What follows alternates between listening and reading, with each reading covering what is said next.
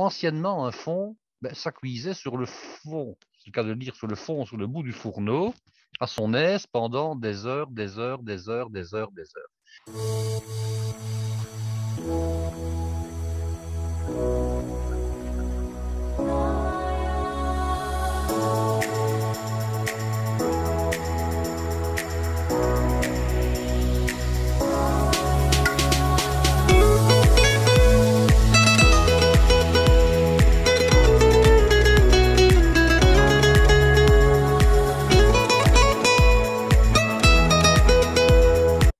Chers amis qui nous regardez, qui nous écoutez, bonjour, bonsoir, bonsoir Guy. Eh bien, bonsoir, puisque nous sommes le soir. Voilà, nous sommes le soir. Mais Nous bonjour à sommes ceux qui écouteront le jour. absolument, nous sommes le 22 septembre, il est 20h31. Voilà.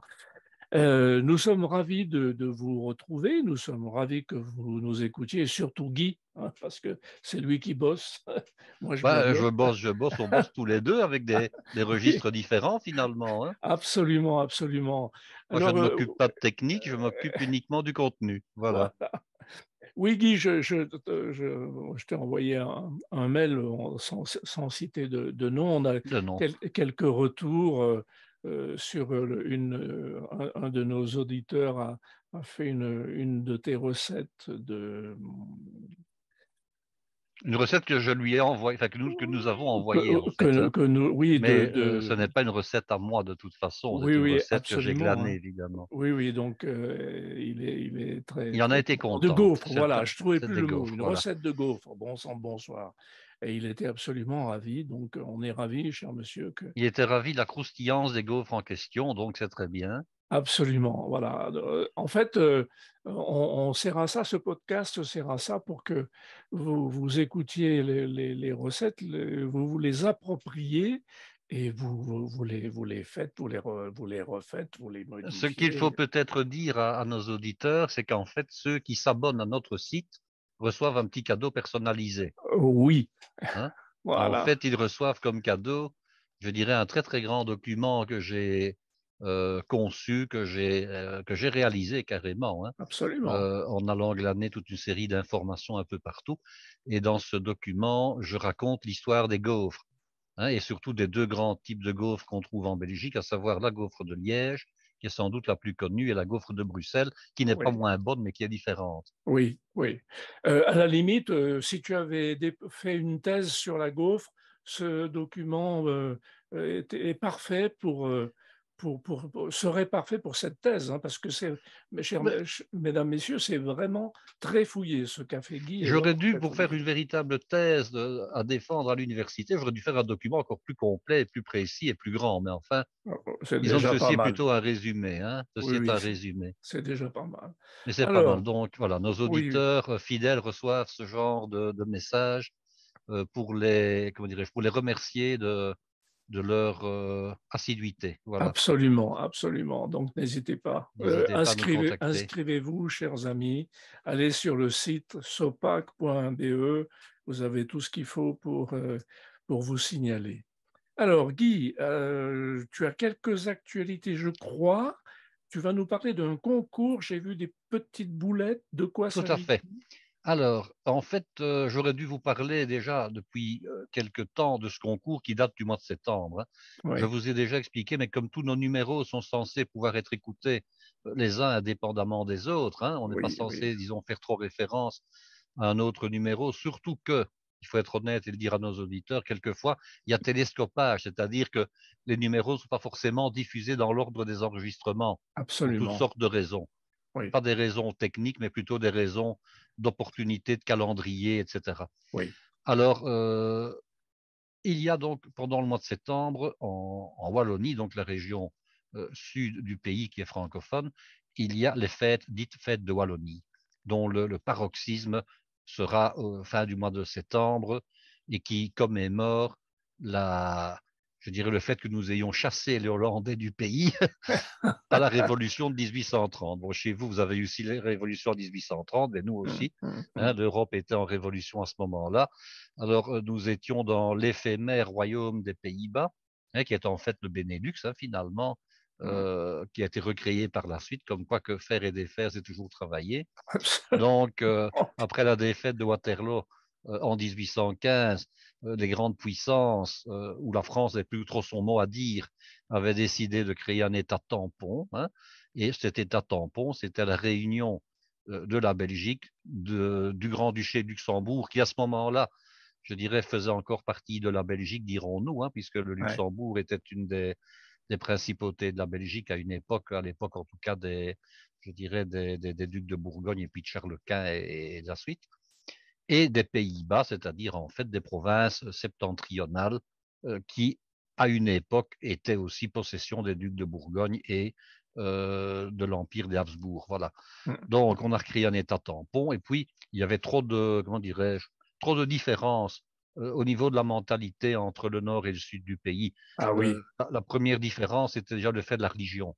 Ouais. Les anciens Pays-Bas étaient restés, Pays-Bas dits espagnols par la suite, étaient restés catholiques. Le nord était devenu protestant, avec quand même encore des catholiques dedans, mais enfin, nous dirons qu'ils étaient majoritairement protestants. Il y avait des problèmes de langue. Alors, on pourrait croire que les Flamands, donc les habitants du nord de la Belgique, et les néerlandophones étaient copains, mais pas tout à fait. Pourquoi? Parce que les Flamands parlaient des dialectes flamands qui Ah étaient oui. relativement différents du néerlandais. Et puis Ouais. progressivement, le roi Guillaume d'Orange, qui était le souverain des Pays-Bas, avait l'intention d'imposer, je dirais, toute une série de choses au reste du pays. Or, la locomotive économique des Pays-Bas, c'était la Wallonie. C'était la Wallonie, pourquoi? Parce qu'il y avait du charbon et il y avait l'industrie non seulement minière, mais également sidérurgique. Dans tout le bassin, je dirais depuis Mons, Charleroi, euh, je dirais les environs de Namur et Liège, on extrayait le charbon.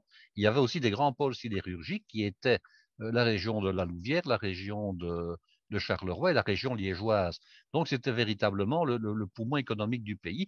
Et on voulait imposer par le nord toute une série, et par le nord, pas les Flamands, mais les Hollandais, dirons-nous, voulaient Oui. imposer toute une série de choses. Et on voulait entre autres imposer, jusqu'à Bruxelles compris, le néerlandais tel qu'on le parlait aux Pays-Bas, Ah ce que oui. les Flamands n'appréciaient pas, hein, Évidemment. puisque je rappelle qu'à ce moment-là, l'élite flamande, elle était francophone. Hum, hum. Seul le peuple parlait réellement le dialecte flamand.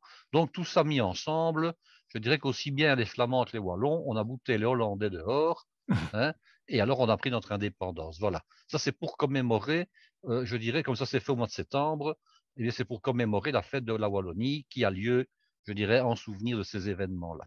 D'accord. Alors, on organise, comme je l'ai expliqué déjà dans d'autres épisodes, on organise la fête dans toute une série de villes. Hein, parce qu'on ne se contente pas de dire, voilà, c'est à telle date, Oui. point à la ligne. Non, non, non, non. Il y a une espèce de tournante. Ouais. Alors, il y a des tournantes comme ça, sur Liège, sur Namur, sur Charleroi, sur la Louvière, à Mons. Donc, on organise des fêtes. Et à Charleroi, entre autres, il y a un concours qui est le concours du Vitoulet. Et ça, c'est l'explication de ces fameuses boulettes que vous avez vues, Claude, il y a quelques minutes, Voilà. et qui se distinguent des boulets à la liégeoise. Absolument. Je mettrai la photo sur le site, mesdames, Voilà. messieurs. Alors, moi, j'ai été enfant nourri au vitoulet. Et alors, Ah quand oui. enfant, on demande, parce que c'est délicieux, il faut reconnaître que c'est génial, hein, quand Oui. on demande à la personne qui les prépare, hein, et qu'on est gosse, qu'on a 4, 5 ans, et on dit, mais c'est quoi ça, hein? Ce sont des vitoulets. Ah, et c'est quoi des vitoulets? Ah, mais ce sont des vitoulets de Baudet qu'on répondait, parce que ça rimait, évidemment. Évidemment, on n'a jamais mis le moindre Baudet dedans, en principe. Oui. Hein. En tout cas bon, je pourrais refaire l'historique des boulets liégeois qui sont les cousins des vitoulets de Charleroi. Et alors là, bon, ça n'est pas très glorieux parce qu'en fait, dans l'origine de l'histoire des boulets liégeois, dont je reparlerai un jour plus profondément, c'était de la viande qui était récupérée dans les abattoirs, Ah sur oui. les peaux des vaches qu'on tuait, hein, Ah oui, et oui. des chevaux. Donc, on dépeçait l'animal et puis il y avait des gens qui étaient chargés de récupérer le peu de viande qu'il y avait encore sur les peaux et on s'en servait pour faire les fameux boulets. Bon, voilà. Maintenant, en réalité, alors on a demandé lors de ce concours, il y a une confrérie évidemment du Vitoulet, vous pensez bien, hein, rien ne se fait sans confrérie. On a Absolument. demandé, mais tiens, qu'est-ce qu'ils disent que ce ne sont pas finalement des cousins des boulets liégeois? Alors, un petit peu, je dirais, offusqué, mais surtout malicieux, euh, le répondant a dit, ah non, parce qu'à Liège, les boulets à la liégeoise, c'est fait avec du porc et du bœuf. Tandis que chez nous, c'est fait avec du porc et du veau. Donc, c'est beaucoup plus moelleux et beaucoup plus goûteux. Hein. Voilà. Alors, en plus, il y a le mode de cuisson qui est différent. Il y a la taille qui est différente. Les boulets sont plus gros, les vitoulets sont plus petits. On dira que les vitoulets, ce sont comme des petites oranges, tandis que les boulets, ce sont comme de très, très grosses oranges. Voilà. Hein. Et alors, les boulets liégeois, on les cuit, eux, dans de la matière grasse en pleine friteuse, Ah oui, généralement. Tandis que les vitoulets sont toujours cuits à la poêle. oui. Et alors, ils ont comme ça un goût différent. Ils vont exuder du jus et c'est ce jus qui va être servi avec eux. À Mmh. Liège, on va faire une sauce tout à fait séparée, qui est la fameuse sauce lapin, qu'on va servir avec les boulets à la liégeoise. C'est une sauce qui est sucrée, hein, tandis qu'ici, dans le cas des vitoulets, on va se servir du déglaçage de la poêle et on va accompagner les vitoulets de toute une série de choses. Je dirais le plat qui va le mieux avec ça et qui est vraiment traditionnel d'un point de vue ménager, c'est ce qu'on appelle une potée. Alors une potée, Oui. c'est tout simplement des pommes de terre et un légume cuits ensemble, Mmh. écrasés sommairement, largement beurrés, parfois crémés, hein, Mmh. avec du sel, du poivre, éventuellement de la noix de muscade. Ça, Mmh. c'est ce qu'on mange généralement. Mais on peut très bien manger ça avec des frites et une salade, de laitue, mayonnaise ou vinaigrette. Hein. Mmh. Mmh. Donc, il n'y a aucun problème. On met quasiment ce qu'on veut. Tandis qu'à Liège, le boulet à la liégeoise, il est très codifié dans la manière de le servir. Hein. Oui. Le boulet à la liégeoise, c'est obligatoirement avec la fameuse sauce lapin. C'est donc une sauce brune avec de l'oignon, du thym, du laurier, des petits raisins secs, éventuellement de la bière brune et du péquet. On doit servir avec ça un tout petit peu de compote de pommes, des frites maison, de la salade et de la mayonnaise. Voilà tout ce qu'on sert avec les boulets à la liégeoise. Et c'est obligatoire. Hein. Sinon, Mmh, ce ne sont bon. pas des véritables boulets à la liégeoise. Hein. Il faut tout ça. Donc, il y a un petit peu cet antagonisme comme ça entre les boulets et les vitoulets. Alors, les vitoulets, pour terminer, bon, c'est un certain monsieur Olivier Duvivier, parce que le concours était ouvert aussi bien aux professionnels qu'aux amateurs. Hein. Il y avait, je pense, 8 candidats. Eh bien, figurez-vous que, bon, c'était, je dirais, le but était de revisiter la recette des vitoulets. Et Mmh. devinez à quoi les vitoulets étaient faits, étaient préparés, parce qu'il y en avait à toutes sortes. Hein. Il y en avait avec du fromage, il y en avait avec Ah oui. des sauces à la bière, aux champignons, à la crème, à la moutarde, à tout ce qu'on veut. Mais lui, s'est vraiment attaqué à la recette et c'est lui qui a gagné.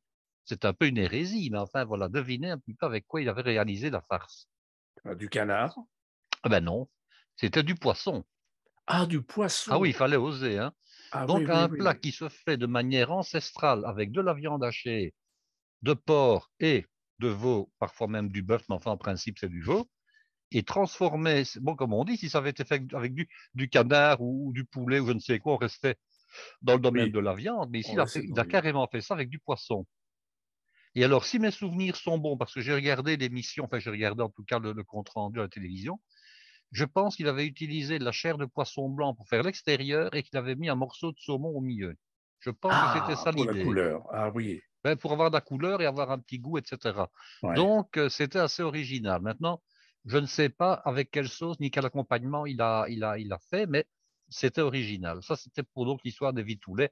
Donc, le concours remonte au 10 septembre pour information. D'accord, d'accord, très Et bien. alors, Donc ben, oui. oui, donc ces ritoulets, on peut les faire avec toutes sortes de choses. Il y a pas de Ben, disons qu'on peut, ce n'est pas la tradition en tout cas. Hein. oui, oui, oui, Mais oui. enfin, bon, lui, en tout cas, par contre, il a gagné le concours en le faisant avec de la chair de poisson. Voilà. Je ne D'accord. demande qu'à goûter. Mais j'aime tellement les autres qui sont faits, je dirais, traditionnellement Oui, que voilà, je suis un voilà. peu dubitatif. Voilà. D'accord, OK, bon. Alors, l'actualité du moment, ben, c'est l'automne, hein, parce qu'évidemment, bon, nous sommes L'automne le arrive. 22 septembre, Oui. et en faisant des courses tout à l'heure, mais c'était déjà le cas il y a plus de 8 jours, on commence déjà à installer, je dirais, les guirlandes de Noël et dans les magasins, les boules de Noël et tous les articles pour Noël. Hein. Donc, on Déjà? aimait. Oui, oui, oui, oui, oui. Donc, aujourd'hui, dans le magasin où je suis allé, c'était le grand chambardement dans les rayons. Mais dans un autre magasin où je suis allé la semaine passée, là où il y a une immense surface qui va être utilisée, on apprêtait déjà les rayons pour mettre les boules de Noël et les sapins de Noël, etc. Hein. Oh Donc, bon, on n'attend d'accord. même pas que Halloween soit passé. Ouais. Il faut dire qu'Halloween est en train quand même de perdre sérieusement du terrain. Ça a Oui, été la grande fête il y a 10 ans, oui, il y a oui. encore 5 ans. Maintenant, j'ai vu juste quelques citrouilles en plastique et quelques chapeaux de sorcière, mais 2 fois rien, alors qu'avant, il y avait des rayons entiers. oui. Par contre, Noël commence, disons déjà, à envahir les rayons. Alors, je trouve ça un petit peu dommage parce que on n'a plus, et puis surtout pour les enfants, le respect du calendrier. Euh, Oui, bon, oui, voilà. À une oui, époque, c'était, bon, d'abord l'automne qui était caractérisé au niveau de la décoration par tout ce qui était thématique de la chasse, hein, les couleurs rouges, les couleurs vertes, les feuilles séchées, les oui, glands de chêne, les champignons, oui, euh, les petites biches, etc. Donc ouais. ça, on en a vu, j'en ai vu un petit peu, mais bon, ça ne court pas les rues, si je puis dire.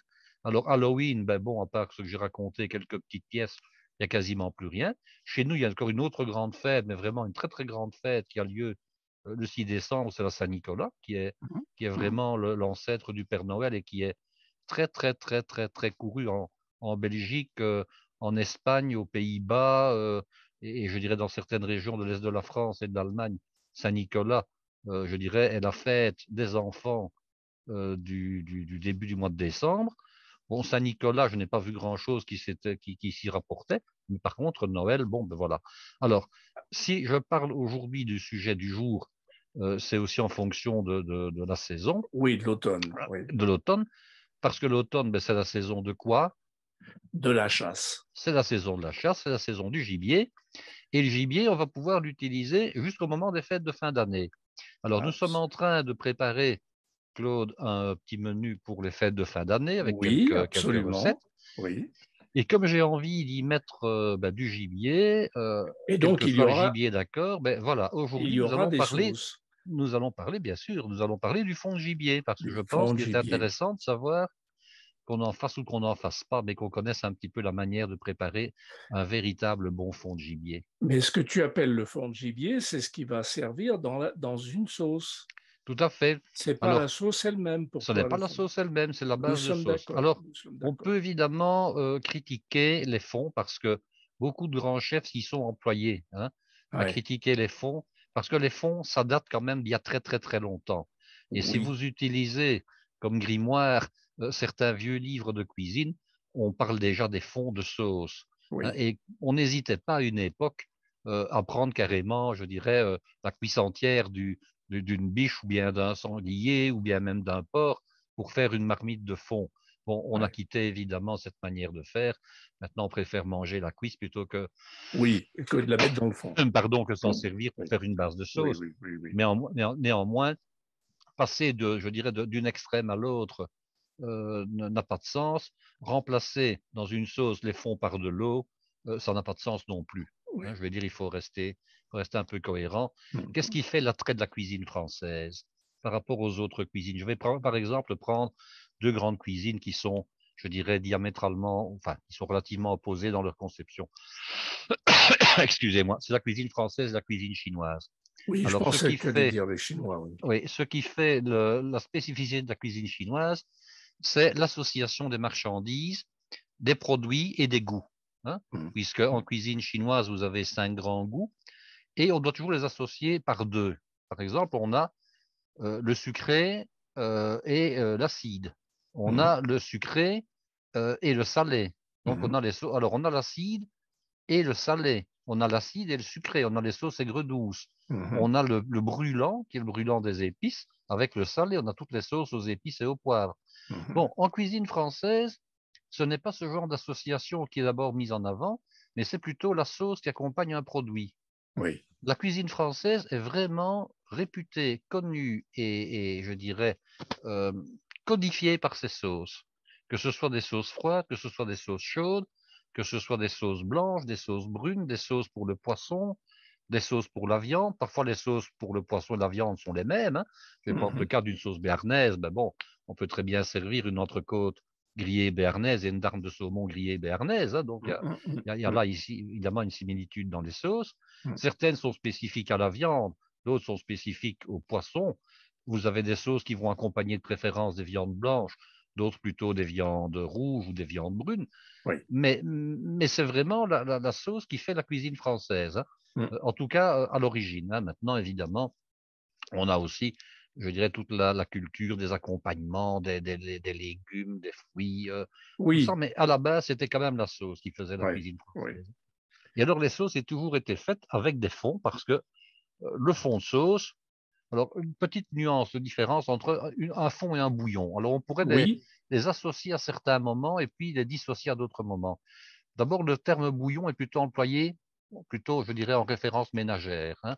Une mhm. ménagère, elle va parler de bouillon, le professionnel va plutôt parler de fond. Mais je dirais que le bouillon est quelque chose qui est, dans mon esprit en tout cas, c'est une notion de quelque chose qui est plus clair, qui peut se boire comme un potage, un bouillon de Ah poule, comme oui, on dit, ben on peut le boire. Par exemple, je ne vous conseillerais pas, c'est de boire du fond de gibier, par exemple, hein, oui, oui, parce que le fond est beaucoup plus concentré. Hein, ça, oui, c'est une oui, chose. oui, oui, oui, Donc, le bouillon, il servira à faire ce qu'on appelle des veloutés. Hein, oui, donc, le fond de volaille, le fumet de poisson. Alors, vous allez me dire, oui, mais ça s'appelle fumet et pas fond. C'est la même chose. Hein. Ben oui. oui, on va dire un fumet de crustacé, on va dire un fumet de poisson, un fumet de champignons éventuellement, Mhm, un fumet mhm, de morille, bon voilà. Et on va mhm. plutôt parler de fond pour ce qui est les bêtes qui ne vivent pas dans l'eau, hein, le Oui, oui, gibier, le oui. veau, le bœuf, le porc éventuellement. Bon voilà, Mhm. pour les petites histoires.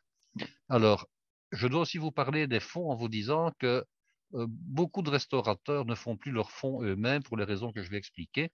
Oui. Alors, aux grandes dames de certains critiques gastronomiques, mais qui ont facile à critiquer, ce sont des critiques, vous allez me dire, mais qui ont facile de l'extérieur à critiquer les choses, mais qui ne sont pas sur le terrain et qui ne se rendent pas compte de ce qui est maintenant imposé aux restaurateurs. Alors, Mhm, mhm. anciennement, un fond, ben, ça cuisait sur le fond, c'est le cas de le dire, sur le fond, sur le bout du fourneau, à son aise pendant des heures, des heures, des heures, des heures, des heures. Et on avait, je n'ai pas connu cela, mais je sais que ça existait, on avait une très mauvaise habitude qu'on appelait la marmite perpétuelle. Je ne sais pas si ça vous dit quelque chose. Oui, j'ai entendu ça. Alors, la marmite perpétuelle, dans le moins bon des cas, qu'est-ce que c'était? C'était une grande marmite de plusieurs dizaines de litres qui se trouvait donc au bout du fourneau, dans laquelle on mettait des os, des légumes, qu'on remplaçait de temps en temps. On mettait également tout ce qu'on appelait les dégressifs. Alors, le dégressif, ça a vraiment une connotation extrêmement péjorative, parce qu'on imagine, je dirais, toutes les graisses brûlées, et toutes les graisses rances et toutes les graisses noirâtres qu'on peut avoir dans une cuisine. Bon, un bon dégressif, ce n'est pas ça. Un bon dégressif, qu'est-ce que c'est? C'est tout simplement le fait que quand on cuit une viande, par exemple, hein, on n'utilise pas toujours les sucres de caramélisation de la cuisson de la viande pour faire la sauce. Et qu'est-ce qu'on faisait pour ne pas les jeter? On déglaçait la poêle et on mettait le déglaçage dans la marmite de fond en question, Oui, oui, hein, oui, ce oui, qui oui, ajoutait au goût et qui bonifiait le fond. Le absolument. gros problème de la marmite perpétuelle, c'est qu'on soutirait le fond, je dirais de temps en temps et selon les besoins, par le robinet qui se trouvait dans le fond de la casserole, et on rechargeait toujours par au-dessus. Mais comme c'était une opération, le fait de changer la marmite en question, hein, Mhm. c'était une opération qui demandait ben, d'arrêter la cuisson, de la vider, de la décanter, etc. On se retrouvait parfois avec des marmites qui pouvaient cuire pendant des mois et quasiment une année complète. Et c'était au moment où on fermait l'établissement pour les vacances annuelles qu'on vidait la marmite et qu'on la nettoyait. Et vous aviez comme ça des couches, je dirais, de graillons brûlés, hein, collés au-dessus de la marmite, hein, qui de temps en temps tombaient dans le liquide qui cuisait. Enfin bon, c'était innommable, hein. Il faut Oui, appeler les ça, choses par leur nom. oui. Ce n'était quand même pas une référence, je dirais, glorieuse pour la cuisine. Hein. Mhm, mhm. Donc, pour lutter contre la marmite perpétuelle d'une part, et puis je dirais, des connaissances en bactériologie aidant, on s'est rendu compte que les fonds, ils avaient le malheur, parce que bon, on les mettait à cuire pendant la journée, et puis bon, ben, le soir, on les arrêtait. Alors, dans le meilleur des cas, quand il s'agissait d'un grand établissement, par exemple un hôtel qui avait des chambres, qui avait des suites, qui avait du personnel, qui avait du petit déjeuner, bon, on arrêtait la marmite, par exemple, vers minuit et demi, 1 heure du matin. Quand il y avait un veilleur de nuit ou un portier, on lui demandait si les cuisines n'étaient pas trop éloignées, de venir jeter un petit coup d'œil à la marmite. Donc pendant la nuit, évidemment, ça continuait à mijoter. Ben, il fallait rajouter de l'eau, sinon vous retrouviez le lendemain qu'un incendie dans votre cuisine. Donc, hein, on remettait de l'eau pendant la nuit. Et puis le premier cuisinier qui arrivait à 7 heures du matin, voire plus tôt, pour les petits déjeuners, parce qu'à l'époque, on faisait encore des petits déjeuners en cuisine même, hein, on cuisait encore des œufs, des omelettes et des choses comme ça. Ben, ils remettaient, disons, ce qu'il fallait dans la marmite. Mais après, évidemment, ben, les grands palaces qui avaient des cuisines sont devenus plus rares. Les veilleurs de nuit, ben, ils se sont préoccupés que de la réception des clients Oui, et non c'est plus pas. d'aller jeter un coup d'œil dans la cuisine. Oui, Donc, on a coupé le fond vers minuit et on le remettait en route le lendemain matin, pardon. Donc, le fond, il restait, je dirais, à tiédir pendant l'équivalent de la nuit. Bon. oui, oui, oui. Et c'est comme ça que les aliments qui se trouvaient dans le fond et le fond lui-même se sont retrouvés en dessous d'une température critique. Hmm. Alors, il faut savoir en cuisine qu'il y a trois grands types de germes. Et ça, c'est quand même intéressant que j'en parle 2 minutes. Il y a dans la plage de température qui va en gros de 0 degré à 15 degrés à peu près, hein, il y a Hmm. ce qu'on appelle les germes psychrophiles. Ce sont des germes qui se plaisent dans le froid. Bon, température basse. Ce ne sont pas les plus connus, hein. Les plus Hmm. connus, ce sont les mésophiles, qui eux vont se trouver dans une plage de température en gros de 15-20 degrés à une quarantaine, 40-45 degrés. Alors ces germes-là, ce sont les plus dangereux pour nous parce qu'ils sont justement, disons, très prolifiques à la température de notre corps.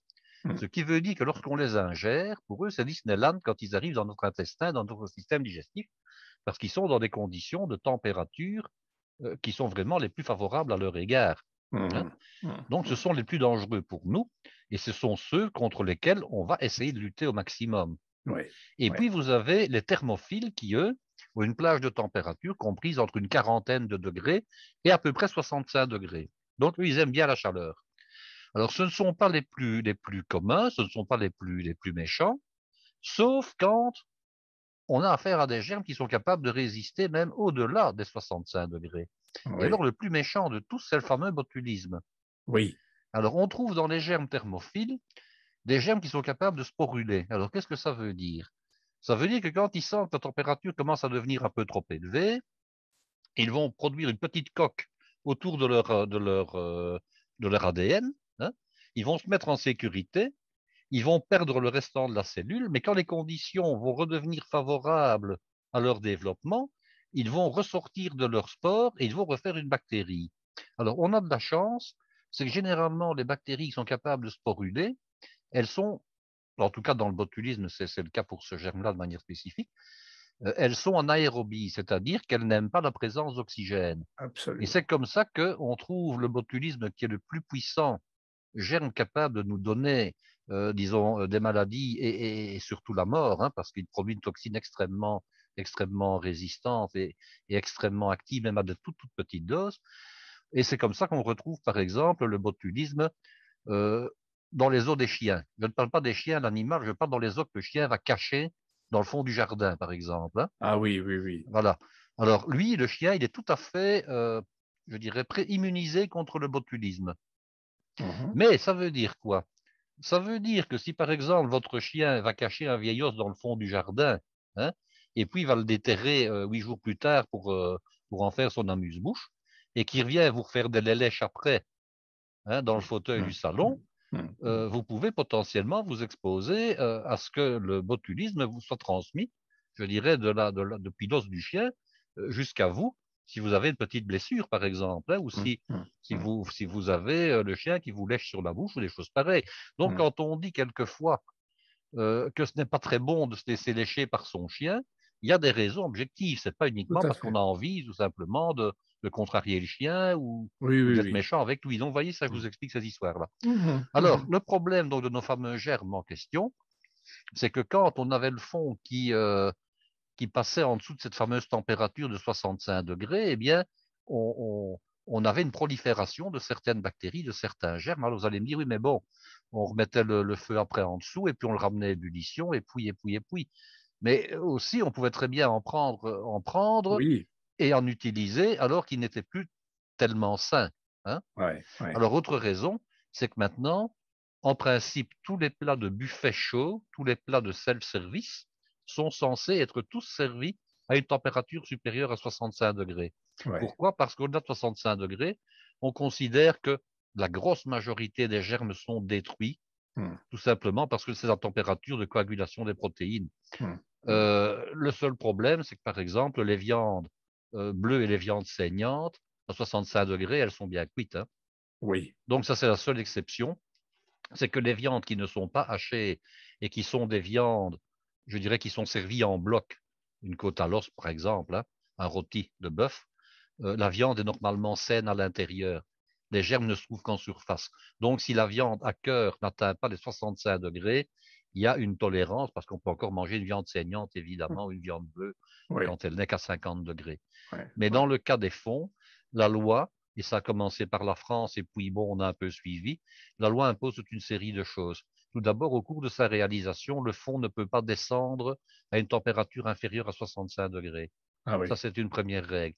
Deuxièmement, quand le fond est réalisé, bon, bien sûr, on bannit la marmite perpétuelle, hein. Quand le fond est réalisé, on doit le décanter, le filtrer, et on peut le garder, généralement, bon, ça peut varier, mais on va dire qu'on peut le garder euh, entre 48 et un grand maximum de 72 heures. Mais je pense même qu'au-delà de 48 heures, on est obligé de le congeler en principe, hein. ah oui, S'il n'a ouais. pas été utilisé, on doit l'utiliser, le cuisiner ou le congeler.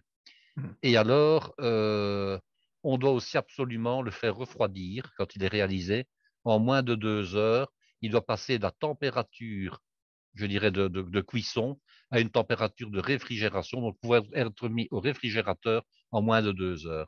Ah Et oui, ça veut ça, dire, c'est quelque chose qui est parfois très difficile à réaliser pour bah la oui, ménagère, il faut avoir mais je vais vous expliquer comment on fait, parce ouais. qu'évidemment, une solution à tous les problèmes.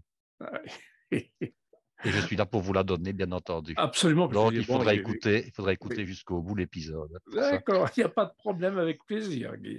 Alors, qu'est-ce qu'on va mettre dans un fond de gibier? Alors, je vais vous donner deux grandes recettes qui sont approchantes, mais je dirais qu'il y a le fond de gibier de grosse bête et le fond de gibier de volaille. Alors, le fond de gibier de grosse bête, ben, il va concerner les mammifères essentiellement. Donc, il va concerner la biche, le cerf, le sanglier, le chevreuil, le marcassin, l'élan, le renne, enfin, tout ce que vous pouvez imaginer selon l'endroit où vous vous trouvez. Et il est réalisé essentiellement à partir d'eau et de parures. Alors, les os, tout le monde comprend ce que c'est. Les parures, c'est un petit peu plus compliqué.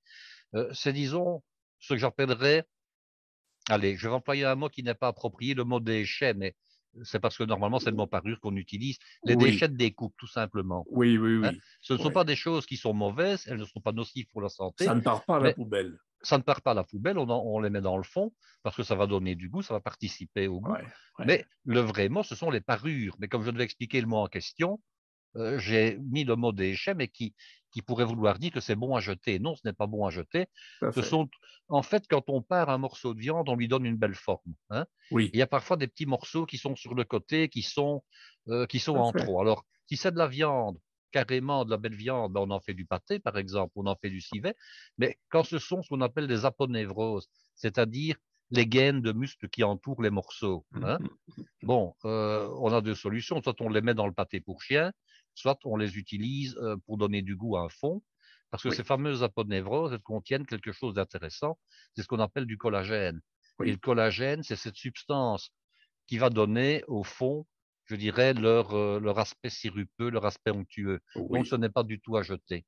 Mhm. Alors, si vous décidez de faire du fond, je vous dirais également que c'est à prévoir à l'avance Oui, parce que vous n'allez pas trouver les marchandises pour le faire comme ça sous le sabot d'un cheval. Vous devez en parler ou à votre boucher, s'il a l'habitude en période de chasse de traiter le gibier, ou à votre volailler, parce que certains volaillers, en période de chasse, traitent le gibier également. En tout cas, oui, ça se rencontre. Donc, vous en parlez et vous lui dites, voilà, j'ai l'intention de faire du fond. Est-ce que vous pourriez me procurer certaines choses? Et les choses en question, ce sont les os, ce sont les carcasses.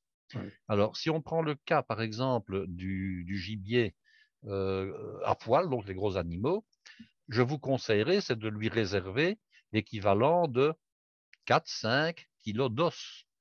oui, Mais il faut encore qu'il découpe les viandes lui-même et qu'il découpe les bêtes lui-même. S'il se fait livrer, je dirais, des gigues déjà découpées, des trains de côte découpés et des filets qui sont déjà découpés sous vide et prêts à être cuisinés, ce n'est pas lui qui fait la découpe, c'est donc pas lui qui aura les os. oui, Donc, absolument. et il faut prévoir ce genre de choses. Alors, Il faut autre les... chose qu'il faut lui demander, et ça risque d'avoir un prix, parce qu'il faut être objectif, il y a de la main-d'œuvre, c'est que les os doivent être sciés. Mhm. Ils doivent être sciés en morceaux, idéalement de 4-5, grand maximum 6 centimètres.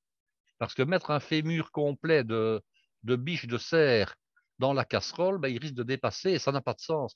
Vous n'aurez Oui, pas une bonne extraction des choses. oui, Il faut que les os soient sciés. Alors, oui, dans les ateliers de cuisine, je dirais qu'on a ce qu'il faut. On a des scies à main. On a également, je dirais, des outils un peu comme des haches qui permettent de casser les os, mais chez soi, c'est le genre de choses qu'on n'a pas. Ah Donc, on oui, est obligé de demander à son boucher en disant, je vous paierai le prix que, mais écoutez, sciez-moi les os. Si maintenant on doit mettre un apprenti pendant un quart d'heure pour vous préparer vos os, il va forcément répercuter le prix de la main-d'œuvre de l'apprenti sur la facturation qu'il va vous faire, hein, bien sûr, oui, oui, bien bien sûr. sûr. Ouais, ouais. Donc voilà, il faut demander des carcasses et il faut demander donc des os sciés. Alors quand je dis des carcasses, ça s'applique plutôt aux petits animaux de type volaille, mais ça s'applique également aux lièvres. Alors petit Oui, scoop, le plat qui vous sera proposé pour les fêtes de fin d'année, ce sera du filet de lièvre. Donc, vous avez forcément la carcasse du lièvre, le rable du lièvre qui va donc pouvoir être utilisé. Maintenant, on peut aussi réaliser des fonds à partir de carcasses de viande qui ont déjà été cuites. Le problème, c'est qu'à ce moment-là, on a le fond, non pas a priori, mais a posteriori. Et dans ouais, ce cas-ci, il faut avoir du fond avant, évidemment, si on veut ouais, réaliser la ouais, chose. ouais, ouais. Donc, vous devez vous en entretenir avec votre bouche, votre volaille en disant, voilà, alors n'attendez pas non plus le dernier moment, n'attendez pas d'être le nez sur les fêtes de fin d'année pour faire le fond. Le fond, ça se congèle très bien, je vous expliquerai comment on fait. Faites-le ici pendant le mois d'octobre, par exemple, hein, Mm, mm, éventuellement pendant le mois de novembre. mm. Mais n'attendez pas d'être le 15 décembre ou le 20 décembre pour aller trouver votre boucher et dire j'ai besoin de 5 ou 6 kilos d'os de gibier. Ça risque d'être un petit peu hors sujet parce qu'il aura autre chose à préparer. Absolument. Alors, donc vous avez vos os. Imaginons, vous avez vos os. Il vous faut une marmite, évidemment, une marmite d'une dizaine ou d'une douzaine de litres, parce que tant qu'à faire, ça n'a pas de sens de faire 2 litres de fond. Parce que le Oui, temps de cuisson est tellement long que l'énergie nécessaire ne va pas être très différente entre réaliser un fond de 2-3 litres ou un fond de 8-10 litres. Éventuellement, si vous avez des amis, des connaissances qui aiment cuisiner, vous faites un oui, fond avec un coût collectif et puis vous le séparez très en bonne 2 ou idée. en 3, Ouais, je dirais en fonction de vos frères, belles-sœurs, amis, cousins, cousines, oui, et vous dites, voilà, ça m'a coûté autant, et ben bon, voilà, ça vous coûte autant, est-ce que vous voulez 2-3 litres de fond, hein, et vous faites des portions après. Alors, il vous faut des légumes, il vous faut des carottes, il vous faut de l'oignon, éventuellement de l'échalote. Dans certaines recettes, on voit qu'on peut mettre un peu d'échalote. alors on On... voit là un peu autour Oui, hein, hein, sur la photo arrière, là. on voit, voilà, donc de la carotte, de l'oignon, du céleri, de l'échalote éventuellement, quelques gousses d'ail. Alors, Mhm. les éléments, disons, originaires des animaux, on appelle cela des éléments gustatifs. Et les Ouais, éléments végétaux, on va les appeler les éléments aromatiques, parce qu'eux, ils oui, vont donner oui. un autre goût. Mm. Donc, il y a donc les légumes que je viens de vous citer. Certains mettent du poireau. Moi, je ne mets pas de poireau dans le fond de gibier. Je mets des poireaux dans les fonds blancs, mais pas dans les fonds bruns. Ceci est un fond brun. Et alors, vous avez des éléments aromatiques de type épices. Alors, de quoi avez-vous besoin? Vous avez besoin de quelques grains de poivre. Alors, pour l'équivalent, je dirais, d'une marmite d'une dizaine de litres total, hein, liquide et éléments constitutifs compris, vous avez besoin de l'équivalent d'une cuillère à café de grains de poivre entiers que vous allez simplement concasser Ouais. avec, je dirais, une casserole, hein, que vous allez les mettre sur votre plan, vous allez les concasser, les briser. Si vous n'avez pas de grains de poivre entiers, éventuellement du poivre mignonnette, hein, c'est-à-dire du Oui, poivre avec lequel on fait des steaks, que ce soit du poivre noir ou bien du poivre blanc, ce n'est pas trop grave. Ils ont l'équivalent d'une cuillère à café. Un clou de girofle ou deux, hein, pas plus, parce que sinon, ça risque d'être trop typé. oui. Vous avez besoin également de deux, trois feuilles de sauge, c'est classique, Mhm. Mhm. hein, un petit bouquet garni. Mhm. Et alors, comme c'est donc le bouquet Laurier garni, aussi. Laurier? laurier, donc laurier que de persil éteint, Ouais. quelques gousses d'ail, je ne sais pas si je les ai déjà dites. Oui, oui. Oui, je les ai déjà dites. Tu as dit. Je l'ai dit. Et alors, quelques baies de genévrier entières Ah qu'on va oui. également écraser. Alors, Mhm. l'équivalent, je dirais, de 2 cuillères à café Mhm. pour une Mhm. marmite. On peut en Ouais. mettre plus, mais alors on risque d'avoir le goût du genévrier qui va ressortir Oui. et il ne doit pas ressortir, il doit à peine se deviner. On Ouais. en met un petit peu, mais point trop il ne faut, hein, sinon Mhm. c'est vraiment trop typé. Alors, comment est-ce qu'on procède? Alors, je vous conseille, comme la cuisson est très lente et très longue, c'est de procéder en 2 jours. C'est de Oui. réaliser la Ouais. première partie le premier jour le soir et ensuite de passer à la cuisson le lendemain parce qu'elle va être très longue et il vaut mieux, disons, le faire sur 2 jours pour ne pas devoir Comme je l'ai expliqué, surveiller pendant la nuit votre fond, ça n'a pas beaucoup de sens, surtout pour la ménagère. Première opération, c'est pincer les os. Qu'est-ce que ça veut dire pincer les os? On prend un petit peu de matière grasse, on prend une plaque à rôtir, on met ses os et ses parures sur la plaque, on arrose avec un tout petit peu d'huile, une huile de cuisson. On mélange l'huile avec les produits de manière à enrober très très légèrement, je dirais, les os et les Mhm. morceaux de parure.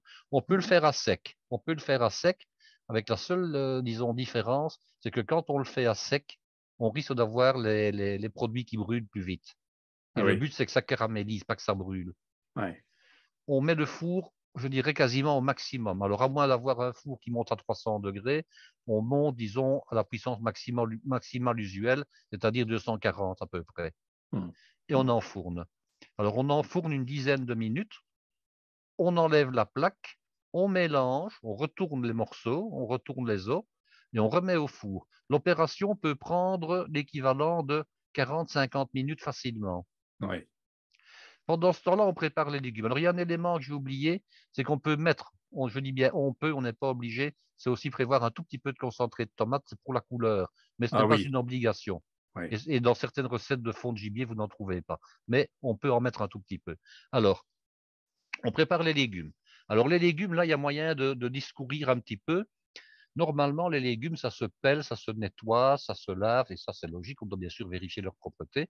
Mais je vous dirais, pour l'avoir fait pendant des années dans ma carrière professionnelle, quand mon patron de l'époque m'a montré la chose, j'étais évidemment le premier un peu dubitatif. Je vous donne un exemple. On va prendre les carottes, ben, on coupe les deux petits bouts, on coupe la petite Ouais. radicelle et Ouais. on coupe, je dirais, un demi-centimètre du côté du collet. Mhm. Les carottes qu'on vend maintenant sont des carottes qui sont nettoyées à haute pression. Elles Mhm. sont donc propres. On les passe à l'eau de toute façon et on les vérifie. Mais les pelés n'a pas beaucoup de sens. Oui. Pourquoi? Parce qu'on enlève quelque chose qui est propre et on enlève quelque chose qui donne du goût, puisque la peau de la carotte, par excellence, donne du goût à la préparation. Mhm. La Mhm. carotte, par la suite, on ne va pas la manger.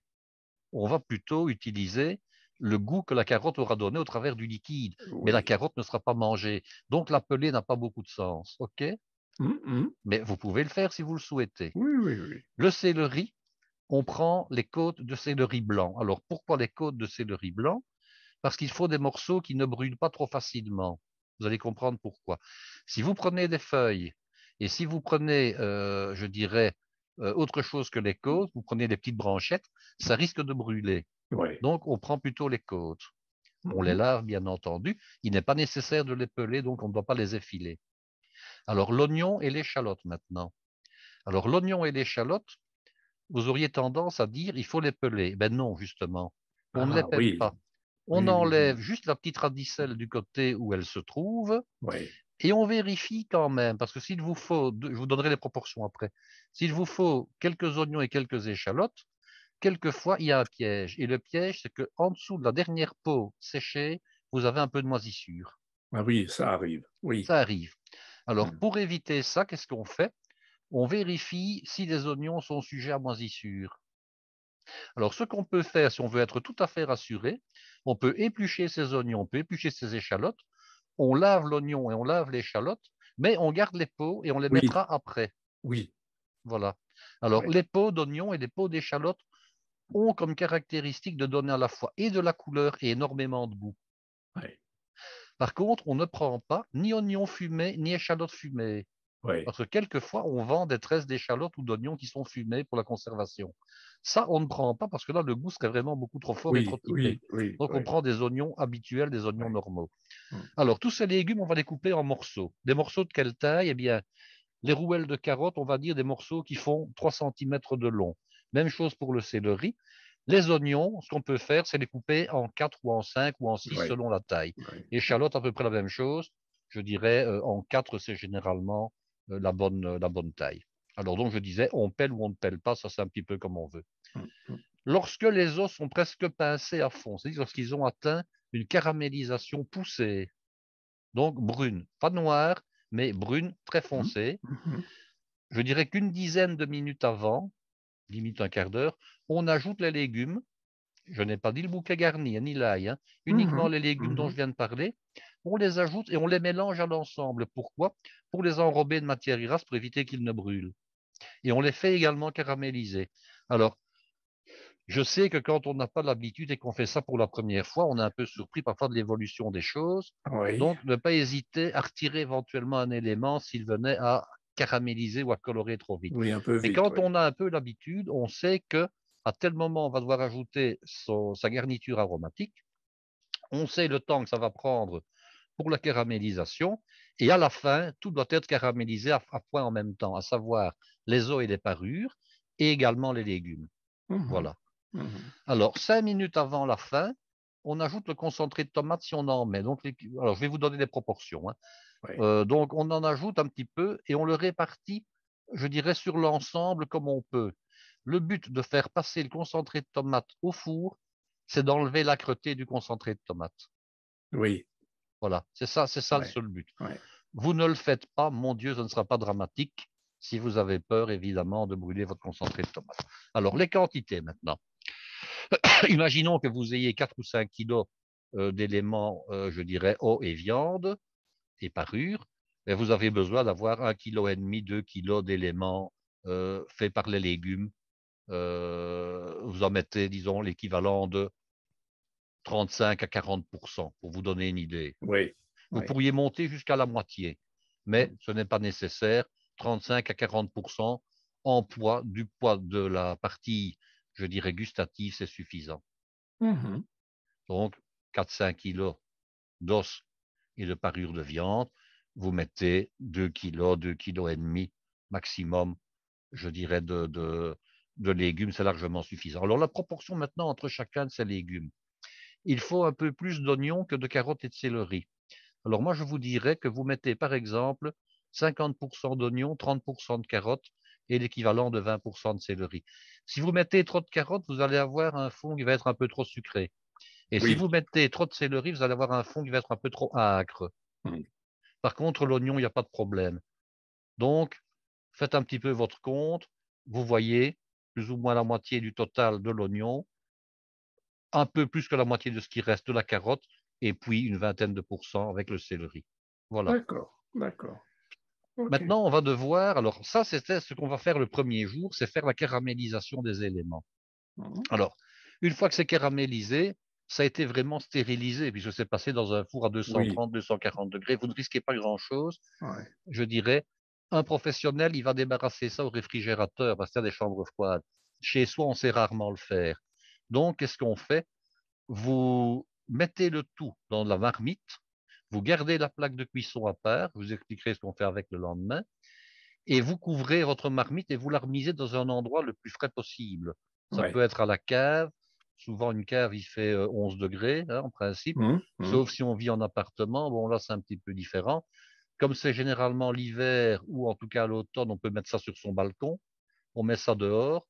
On regarde à ce que le contenu soit bien protégé à la fois de la pluie et d'éventuels animaux curieux, hein. Oui, On met le couvercle. S'il faut, on lie le couvercle par la poignée du oui, oui. couvercle avec je dirais, les poignées de la marmite, hein. Mhm, Ça évite mhm, qu'un mhm, mhm. animal errant fasse, parce que c'est quand même des os et ça intéresse des chiens errants, ça Ah intéresse oui. d'autres bêtes. Donc, on met ça éventuellement en hauteur, si on y arrive sur une étagère ou sur une table, pour éviter qu'un animal qui passe trop près ne le renverse. En tout cas, on met ça dehors si c'est possible, hein. Il fait souvent 2-3 degrés la nuit. C'est l'équivalent d'un réfrigérateur, il n'y a pas de problème. Oui, oui. Alors, le lendemain, le plus tôt possible le matin, vous allez déglacer votre plaque de cuisson. Donc, c'est la plaque sur laquelle vous avez fait colorer, caraméliser vos os et vos légumes. Vous Oui, déglacez simplement avec de l'eau. Vous récupérez bien sûr les sucs de caramélisation qui sont dans le fond. Vous grattez qu'une cuillère de bois pour éviter de rayer votre plaque. Et vous versez tout ça sur le restant qui est déjà dans la marmite. Vous mhm. ajoutez les gousses d'ail. Vous ajoutez le bouquet Le garni. bouquet garni. Vous ajoutez les feuilles de sauge. Vous ajoutez les grains de poivre. Vous ajoutez, que je n'oublie rien, les baies de Le, ge- genévrier. le genévrier. Et vous allez pouvoir mettre en cuisson. Alors, je vous ai raconté comment on faisait, mais il y a une précaution que je voudrais bien vous amener à prendre. Mhm. c'est d'utiliser une grille à tarte, une grille ronde, et de placer cette grille dans le fond de votre marmite. Ah oui, Beaucoup de fond brûle parce qu'on ne prend pas cette précaution-là. Et puis un jour, je me suis dit, bon, je n'ai pas vraiment trouvé ce genre d'astuce dans les livres de cuisine, donc je parle ici plutôt d'expérience.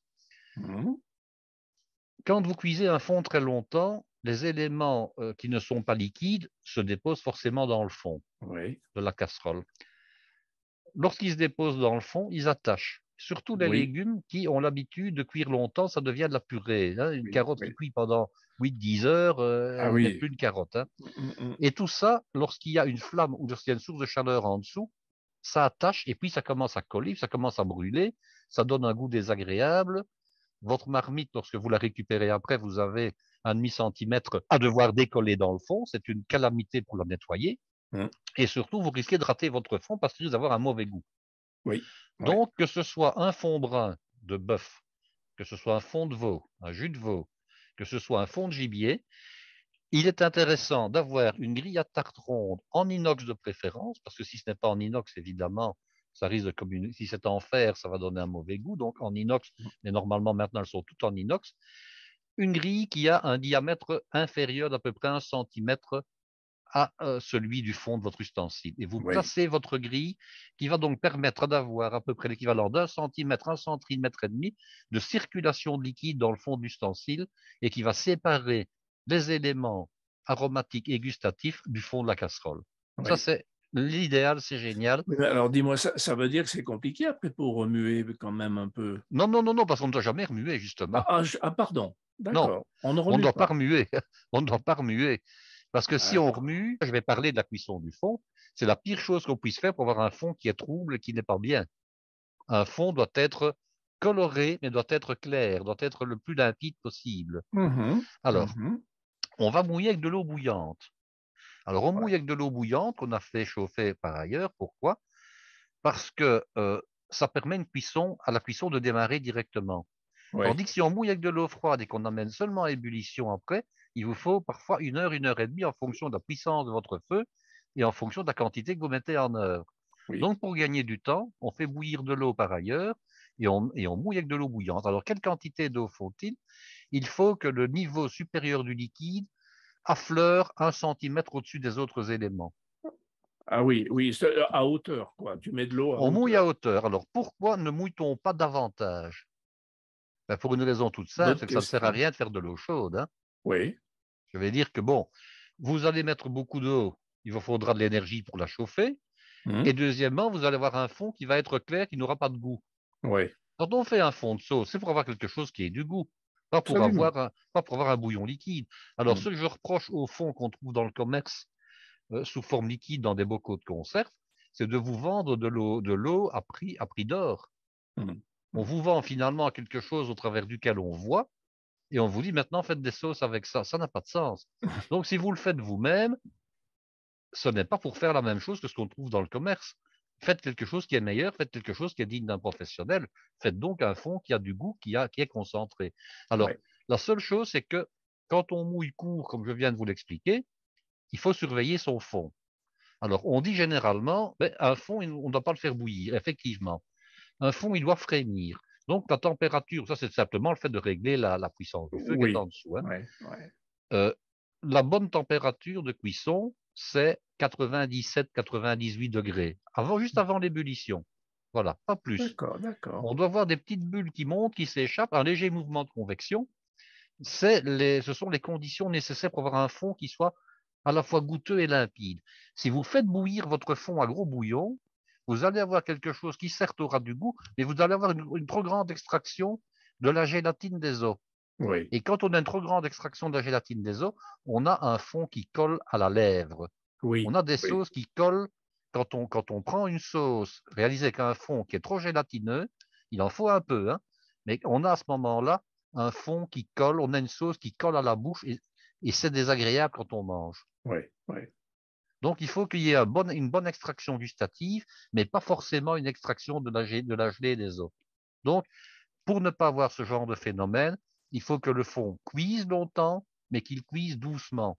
Oui. Alors, pourquoi est-ce qu'on disait qu'un fond sur lequel on mettait un couvercle devenait mat, devenait voilé, devenait trouble, parce qu'en fait, ce n'est pas le fait de mettre le couvercle en tant que tel qui rend le fond trouble, c'est le fait que quand on met le couvercle, on ne sait pas voir si le fond bout ou pas. Oui.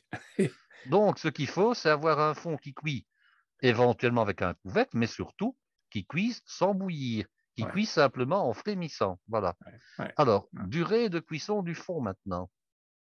Ça, c'est important. Oui. Le minimum, mais quand je dis vraiment le minimum, c'est 6 heures. Ouais. L'idéal, c'est de monter à 12 heures. Mm. Mm. 8 heures étant un bon compromis. Ce qui veut dire que si vous mettez votre fond, je vais dire, à cuire vers 9 heures du matin et qu'il commence réellement à cuire à 9 heures du matin, ben vous êtes parti jusqu'à 8 heures, 7 heures, 8 heures, 9 heures du soir. Mm. Mm. Alors, ce qu'il faudra faire, bien entendu, c'est surveiller régulièrement de manière à rajouter un peu d'eau, parce que forcément, Oui. vous allez avoir le niveau qui va diminuer. Donc, vous devez toujours ajouter au cours de la journée un peu d'eau bouillante, ou en tout cas de l'eau très chaude, pour compenser ce qui s'évapore. Maintenant, ça s'évaporera moins si vous mettez un couvercle, mais à condition de veiller à ce que votre fond n'arrive pas à l'ébullition. Vous ne faites pas de la lessive, hein, vous faites du fond, point. Oui, oui, oui. Le fond est cuit, Oui, les heures sont passées. On va oui. décanter. Alors, décanter, qu'est-ce que ça veut dire? On va séparer les éléments liquides des éléments solides. Alors, pour ça, deux possibilités. Les professionnels, ils utilisent, bon, par exemple, une douche. Donc, une douche, elle est munie évidemment d'un robinet dans le fond, ou bien des marmites à robinet, ça c'est facile. Ouais. Le particulier n'a pas ça. Donc, on prévoit un autre récipient, on prévoit un chinois pointu, ou éventuellement un passe-bouillon, on prévoit une louche, et on prélève progressivement le liquide en écartant les morceaux. Alors, Oui, l'idéal, c'est de procéder par étage. On va d'abord prendre ce qui est liquide et facile à prendre avec la louche. On va se retrouver dans les os, dans les légumes, etc. On prend à ce moment-là une araignée ou une écumoire, on enlève les os qu'on met sur le côté. On se retrouve de nouveau avec du liquide, on reprend du liquide et on procède ainsi jusqu'au fond de la casserole. Ce qu'il ne faut surtout pas faire, c'est prendre la casserole et vouloir et la vider. la vider comme ça et en mettant un couvercle pour retenir le reste. Oui, Parce qu'en faisant ça, vous allez devoir avoir un fond qui est trouble, mais vous risquez aussi surtout de vous brûler. Parce oui. que le poids des os qui se trouvent dans la casserole risque à un moment donné de vous donner, je dirais, enfin de passer Mm, mm, mm. par le couvercle, etc. Et vous risquez de vous brûler, ça c'est sûr. Donc Mm. on doit absolument travailler par une prise du liquide par le haut et non pas en essayant de jouer le kamikaze. Mm. Mm. Alors, je vais parler après de la manière dont on fait refroidir le fond, hein, mais surtout maintenant, un autre point, est-ce qu'on peut remouiller le fond? Oui, Ben oui, oui. on peut remouiller le fond. Mais qu'est-ce qui pourrait faire que tu aies à remouiller le fond? Alors, on peut remouiller le fond parce qu'on peut encore estimer qu'il y a encore des choses qui peuvent donner du goût. Ah, Donc, qu'est-ce qu'on fait? On peut très bien dire, voilà, je sors ma casserole, hein, puisqu'il est le soir, là, hein. hum, Je sors la casserole, je remets le couvercle, je la sors dehors et je la laisse bien refroidir, hein, pas de hum, problème. hum. Et le lendemain, je la remouille. Et alors, on fait ce qu'on appelle un fond de remouillage. Alors, un fond de remouillage, il est utile, professionnellement en tout cas, pour faire tout ce qui est des choses qui ne nécessitent pas un goût très poussé. Ou, mieux que ça, pour remouiller un autre fond le lendemain, quand on fait des fonds plusieurs jours de suite. Ah oui, Au lieu de mouiller avec de l'eau bouillante qui n'a pas de goût, c'est normal, hein, eh bien, lorsqu'on fait le deuxième fond, on va utiliser le fond de remouillage oui, oui. antérieur. Voilà. D'accord, il y aura un peu plus de goût. Il aura un peu plus de goût. On peut Ouais. aussi utiliser, par exemple, les fonds de remouillage qu'on va recorser avec un petit peu de fond de première origine pour faire, par exemple, tout ce qui concerne les consommés. Oui. Un consommé de gibier, si on le fait avec le fond qui a cuit pendant 12 heures, il est impossible de le manger tellement il est concentré. Hum, Vous devez pouvoir le boire au bol, évidemment, le fond, hein, hum, hum. de le consommer. Donc, on va utiliser le fond de remouillage qu'on a recorsé avec un petit peu de vrai fond de la première cuisson, et on va à ce moment-là avoir un consommé qui a du goût. Hum, Donc, hum. on n'est pas obligé de remouiller le fond, hein, soyons clairs, on peut jeter et puis c'est tout, on n'en parle plus. Oui, Mais on oui. peut le remouiller. Alors, à ce moment-là, on ne fait pas cuire pendant 12 heures, hein. On fait tout simplement cuire pendant 3-4 heures, hein. Oui. Donc, on va réextraire un petit peu de ce qui reste, et puis c'est tout, quoi, hein. Mhm. Alors D'accord. maintenant, il est important, c'est de faire refroidir le fond. ouais. Alors, l'idéal, c'est... J'ai une question, Guy, avant Oui, que tu continues. Une fois que tu as chinoisé, donc que tu as séparé le oui. liquide que tu as chinoisé, le fond, à part si tu le remouilles, tu ne le touches plus, tu rajoutes plus rien. Ah, c'est-à-dire que le fond, il est terminé, en tout cas, comme élément de base, hein. Ah, On absolument. ne doit plus le cuisiner. D'accord. On peut éventuellement en réduire une partie et faire ce qu'on appelle de la glace de gibier, mais Oui, je dirais que ça ne se justifie pas pour oui, ça le c'est autre commun des chose. mortels, Oui, c'est oui, oui, professionnel. oui, oui, Non, non, oui. le fond, il est prêt pour être utilisé D'accord, pour faire des d'accord, sauces. d'accord. Alors, comment le Par contre, refroidit-on? alors Oui, comment le refroidit-on? Alors, les professionnels, ils ont des appareils, je dirais, prévus pour. ouais, On va ouais, par exemple mettre le fond sous vide dans des poches en plastique et on va le mettre dans un bahut à refroidir, qui est une espèce de congélateur bahut avec de l'eau glacée dedans. ouais, Ça va se faire en une demi-heure, ça va être refroidi. Il y a des cellules de refroidissement ultra rapides. ouais, Il y a éventuellement même des serpentins refroidissants, hein, il y a toutes sortes de systèmes. ouais, ouais. Le commun des mortels, il n'a qu'une solution, c'est de mettre ça dans des boîtes genre Tupperware, donc dans des Oui, boîtes. Il y en a qui ne sont pas trop chères, hein. oui, Et moi, je conseille la boîte d'un demi-litre. Parce que la boîte d'un demi-litre, elle vous permet de faire par la suite des sauces. Bon, vous en prenez deux s'il vous faut évidemment une boîte d'un litre. Je raconte quelque chose de une porte ouverte ici, mais je vais dire qu'une boîte d'un demi-litre, ça convient pour faire de 4 à 6 couverts de préparation. ouais, ouais. Donc, c'est pas compliqué. Euh, Ça vous permet aussi de stocker facilement. Ça permet de décongeler facilement.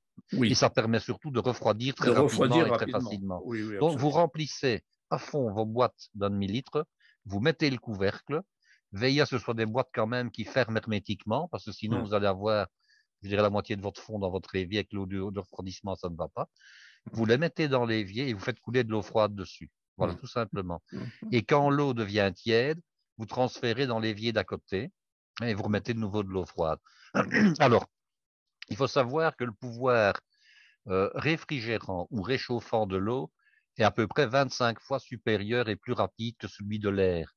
Ah Donc, si vous oui, mettez, je dirais, une heure dans un évier d'eau froide, vous auriez mis 24 ou 25 heures à température ambiante. hum, hum, hum. Donc, évidemment, le mieux. Alors, surtout, ne rentrez pas des boîtes de fond à 100 degrés dans votre réfrigérateur, parce que Oui, vous risquez d'abord de lui demander un effort surhumain, et ensuite, vous allez faire tourner les autres aliments qui sont dans le réfrigérateur. Donc, il faut toujours refroidir à l'évier. Alors, même oui. si, à un moment donné, c'est tiède, hein, on va dire une trentaine de degrés, là, vous pouvez éventuellement envisager de mettre au réfrigérateur, mais pas mettre à 100 degrés dans votre Ah oui, oui, réfrigérateur. oui, oui, oui, oui. Alors, Ça, si par exemple c'est la nuit, ça c'est aussi pas mal, hein. Si vous avez, je dirais, une terrasse, hein, qui donne sur l'extérieur et qui te fait froid dehors, hein. Imaginons maintenant, imaginons qu'il gèle, ça il n'y a pas de problème. Vous mettez vos boîtes bien séparées sous la terrasse, il gèle dehors, c'est l'air ambiant de l'extérieur, il va les refroidir. Mais l'idéal, c'est d'avoir une marmite d'eau froide, vous immergez vos boîtes dedans, vous sortez ça à l'extérieur, vous laissez la nuit jusqu'au lendemain, oui, oui. hein, voilà. Hum, Alors, je hum. vous dirais aussi qu'on peut très bien, si l'eau ne coûte pas cher, faire couler un fin filet d'eau sur l'évier, Oui, aussi, hein, oui, oui. aussi. Maintenant, Hum. bon, l'eau coûte aussi maintenant quelquefois plusieurs euros le mètre cube, donc ce n'est pas toujours à faire non plus, hein. Hum, hum, hum. Donc, vous devez D'accord. refroidir absolument à l'eau de manière à ce que ça soit refroidi le plus vite possible. Une fois que Hum, c'est hum. fait, soit vous les utilisez dans les 48 heures, mais bon, je ne pense pas quand on a 5-6 litres de fond qu'on va les utiliser en dehors des 48 heures, vous congelez. Voilà. Vous Oui, congelez, vous n'avez plus qu'à utiliser au fur et à mesure des besoins, et c'est génial. d'accord. Oh, formidable. Donc voilà pour le fond de gibier de grosse bête, si je peux employer l'expression, hein. Oui, oui, Maintenant, il y a le fond de gibier de volaille, c'est-à-dire oui, de gibier à plumes.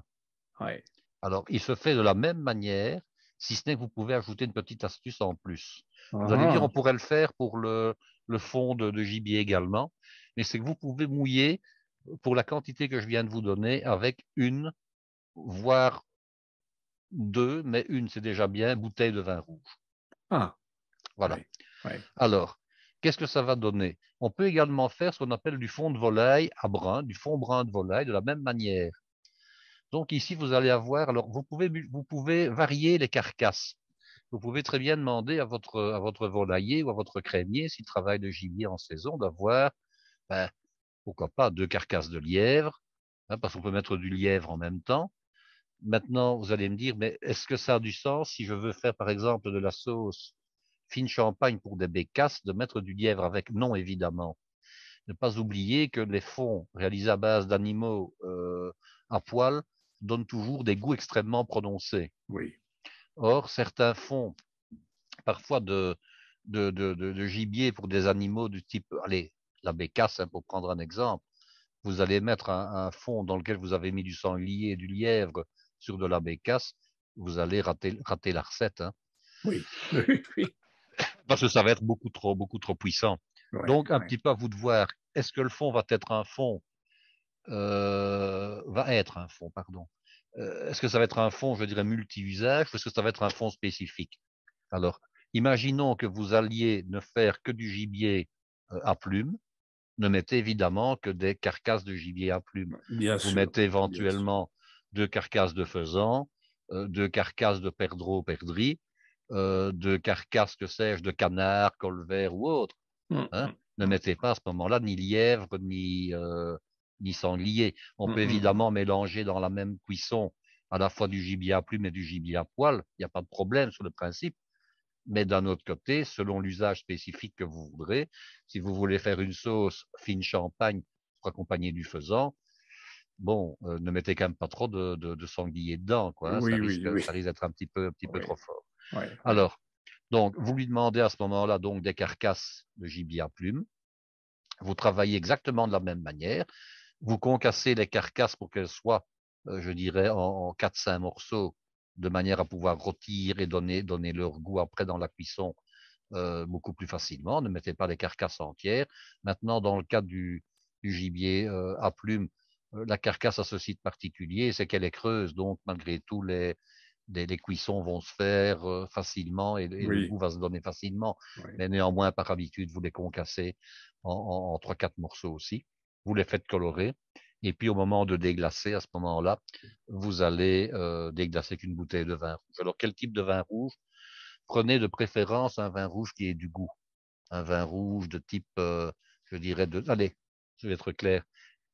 En Côte du... Vous avez une bouteille, oui, du Côte-du-Rhône par exemple, et vous avez une Ouais. bouteille de vin rouge dont vous avez décelé un tout petit goût de bouchon. Ah oui, Souvent, la oui, tendance est de dire, enfin, le goût de vin bouchonné, on le met à l'égout. Bon, ça n'a pas beaucoup de sens parce que vous allez garder cette bouteille-là. Vous pouvez faire un très bon vinaigre avec, et le absolument. vinaigre n'aura absolument pas le goût de bouchon. Oui, On c'est ce peut que très je bien fais, moi. faire, bien sûr, on peut Mm. très bien faire une sauce genre civet. De nouveau, le goût de bouchon aura disparu parce que le goût de bouchon est un goût qui est très volatile et à la Mm. cuisson, en règle générale, on ne le sent pas. Mais Mm. vous pouvez également mouiller un fond avec, hein, sans aucun Mhm, problème. mhm, mhm. Alors, l'autre particularité, c'est que lorsque vous mettez du vin rouge dans le mouillement, vous allez avoir déjà un petit goût différent d'une part, et vous Oui, allez avoir aussi une coloration qui va être un petit peu plus poussée. oui, Alors, autre différence entre le fond de gibier, gros gibier et gibier à plumes qui est souvent plus petit, hein, à part l'autruche évidemment, c'est qu'il oui, ne faut pas cuire aussi longtemps. oui. Une cuisson, je dirais, à l'eau, enfin, dans l'élément liquide, de 6 heures est très très largement suffisant. Vous ne Mm. devez pas prolonger jusqu'à 8 heures, 10 heures, 12 heures ou plus. Il y a pas de nécessité. Vous Oui. avez déjà le goût maximum après 5-6 heures sans aucun problème. Mm, mm, mm. Alors, est-ce qu'on peut utiliser un fond de volaille, donc je dis de gibier à plumes, avec par exemple une viande de gros gibier? Bah, je vous dirais oui, c'est mieux ça qu'utiliser de l'eau, évidemment, hein. Oui, Donc, oui, les fonds sont interchangeables, tout en sachant qu'on n'aura jamais un aussi bon résultat qu'en ayant le fond du type de bête avec laquelle on va cuisiner, oui, hein. oui, Gibier à poil, fond de gibier à poil, gibier à plumes, fond de gibier à plumes. Ça, c'est évidemment l'idéal. Et oui, encore plus spécifiquement quand c'est l'animal vraiment qui est cuisiné, hein. oui, oui, absolument, Un fond de absolument. canard colvert avec du colvert va toujours beaucoup mieux qu'un fond de sanglier avec du colvert, hein. On a compris le Oui, oui. principe. Et alors, Guy, est-ce que tu vas nous dire, une fois qu'on a fait ces fonds, lorsqu'on veut préparer la sauce, Tu vas nous dire comment ça se passe? Ah oui, évidemment, c'est le Ah, but, hein. C'est que je d'accord, vous ai donné la recette pour faire le fond, et d'accord. lorsque nous verrons des recettes spécifiques, je vous expliquerai comment on fait. Alors, Ok. le fond de gibier, on va l'utiliser pour faire, par exemple, la grande sauce mère de toutes les Mhm, recettes classiques de gibier, et c'est mhm. la fameuse sauce poivrade, hein. Eh ben oui, Alors, la sauce poivrade est au gibier ce que la sauce espagnole est au bœuf. ouais, Ah oui. j'adore, ouais. Et puis après de la poivrade, ben, vous avez la sauce Diane, la sauce grand veneur, Mhm, mhm, hein. mhm. Donc ça, ce sont les manières classiques de faire des grandes sauces de gibier classiques. Maintenant, on va beaucoup utiliser un raccourci, parce que faire une sauce poivrade nécessite encore des heures de cuisson et elle ne se fait plus vraiment une sauce poivrade, hein. En tout cas, la sauce poivrade classique. Je pourrais vous Oui, donner la recette, il n'y a pas de problème, hein. oui, Mais oui, une sauce poivrade classique, elle nécessite de nouveau, je dirais, 3-4 heures de cuisson et de oui, préparation. oui. Elle nécessite de nouveau des légumes, elle nécessite de nouveau des parures, Mhm, elle nécessite, voilà, plein de choses. mhm, mhm. On va maintenant plutôt utiliser ce qu'on appelle un fond de gibier ou un jus de gibier lié, un peu comme on va faire pour le jus de veau, hein. On ne va plus faire une sauce demi-glace, hein, à partir de la sauce espagnole. On va plutôt réaliser une liaison légère du fond en question. Alors, un bon fond, il a déjà presque une, comment dirais-je, quasiment, il est déjà quasiment à l'état sirupeux, Oui, hein. oui. Donc, lorsque, lorsque je cuisinais, je ne passais plus par la sauce poivrade ni par la sauce demi-glace. Je ne passais même plus par la liaison supplémentaire. On faisait simplement réduire la sauce avec une réduction. Je vais vous donner des recettes. Allez, vous voulez déjà une recette aujourd'hui? Non, non, non, Je non, vous la non. donne, hein. Mais on Oui, va simplement faire réduire le fond avec des éléments oui, aromatiques. voilà, tout simplement. On va les faire réduire, on va le faire réduire. On va l'amener à consistance, je dirais, sirupeuse. On va le monter avec une noisette de beurre, on va l'assaisonner, on va le passer au D'accord. chinois et Oui, on a la sauce qui est faite. On oui. ne va plus forcément passer par les sauces de base antérieures. Oui, oui. Et Alors, comme ça, nos auditeurs ont oui, voilà, ont déjà un quelque petit chose peu une idée de ce qu'on va faire. tout à fait. Euh, Ce qu'on peut faire aussi, c'est toujours lier très légèrement le fond avec un peu d'arrowroot, hein, ça, c'est l'idéal. Alors, Ouais, anciennement, on liait des grandes sauces de base avec ce qu'on appelait du beurre manié. oui. Alors, le beurre manié, je rappelle ce que c'est un mélange en quantité égale de beurre et de farine qu'on mélangeait à froid du bout des doigts et on mettait comme ça quelques noisettes de beurre manié à la fin d'une sauce pour la lier. Mm, mm. C'est un peu, je dirais, anti-réalité, anti-nécessité. Pourquoi? Parce que d'abord, le beurre, il ne lie pas, hein. Le beurre, il donne du brillant, il donne du goût, mais le beurre n'épaissit pas une préparation. Mm. La farine, elle le fait. Le problème de la farine, c'est que quand on faisait ça, on avait ce qu'on appelle un goût de crudité. Oui, Parce que la farine qui n'a pas cuit, elle a un goût de farine crue. oui, Et oui. pendant des dizaines d'années, on a fini la liaison des sauces avec du beurre manié, bon, qui n'avait pas cuit finalement. C'est une Mhm, liaison, on mhm. donnait un petit bouillon et c'était bon. Alors, on avait la gélification de la farine qui se faisait par ce qu'on appelle un emploi. Donc, la farine se réhydratait, la farine cuisait, mais quelques secondes, au pire, au mieux quelques minutes. Par contre, le goût de crudité, il était toujours là. Alors, Oui, pourquoi nous faisait-on cuire des roux pendant 20 minutes au minimum pour enlever le goût de crudité de la farine et que dans le cas du beurre manié, on se contentait d'un petit bouillon de 30 secondes? Vous oui, voyez, ça oui, n'avait pas beaucoup de sens. oui. Alors, on a quand même des produits maintenant qui vont beaucoup mieux et qui existent depuis déjà longtemps, hein. Vous avez des liaisons instantanées. Alors, il y a une marque, pour autant la citer, c'est Maïzena. Je suppose qu'on la trouve sans problème en France. Maïzena qui a développé deux produits liés en minutes, un pour sauce blanche, un pour sauce brune. Oui, Ben, vous utilisez tout simplement la maïzena brune pour lier des sauces brunes. Vous amenez le fond à ébullition, vous ajoutez un peu de maïzena. Il n'est même plus nécessaire de le diluer, ce maïzena, hein. On le met simplement en ah oui, poudre dans la sauce. ouais. Attention, attention, il y a un effet retard. Alors, l'effet Oui, retard, c'est le suivant. C'est que bien souvent, bon, tout le monde s'y est fait prendre, hein. On amène le fond à ébullition, on saupoudre avec la poudre en tenant la boîte ouverte par le petit bec verseur et on en met. Et puis on se rend compte à la fin qu'on a de la colle à tapisser parce qu'on en a mis trop. oui, Ça, c'est le coup classique. Donc, ce qu'il ouais. faut faire, et ça, c'est vraiment une remarque que je vais dire à tout le monde, c'est de mettre la poudre en question dans une tasse, de prélever avec une cuillère à café la poudre au fur et à mesure. Alors, selon évidemment la quantité qu'on a, mais pour 4 couverts, vous mettez d'abord l'équivalent d'une cuillère à café rase, vous diluez convenablement avec le fouet pour disperser la poudre liante dans le liquide, vous amenez à ébullition et vous attendez que ça ébouille pendant 30 secondes. Parce que si vous continuez à en mettre, vous allez avoir un effet de liaison retard et vous allez avoir vraiment de la colle à tapisser. Bon, et c'est ennuyeux, c'est fâcheux, quoi. Oui, On peut avoir une très belle sauce qui a bon goût, qui a tout ce qu'on veut, qui a la belle brillance, la belle couleur, et puis qu'on a lié trop, qu'on a trop lié et qui est vraiment devenue glaireuse et qui est devenue, allez, une colle infâme. oui, oui, Donc, oui, il faut c'est vraiment être extrêmement prudent. ouais, Alors, ouais, l'autre élément que j'ai déjà expliqué qui permet de lier sans avoir trop ce problème-là, c'est la rorote, évidemment. La rorote est une farine qu'on trouve professionnellement et qu'on trouve sur Internet aussi. Là, ça ressemble un peu à de la maïzena, mais seulement on va l'utiliser avec dilution dans de l'eau préalable. On va ouais, donc prendre l'équivalent d'un quart de tasse d'eau. On va mettre une cuillère à café de cet arrowroot dans la tasse.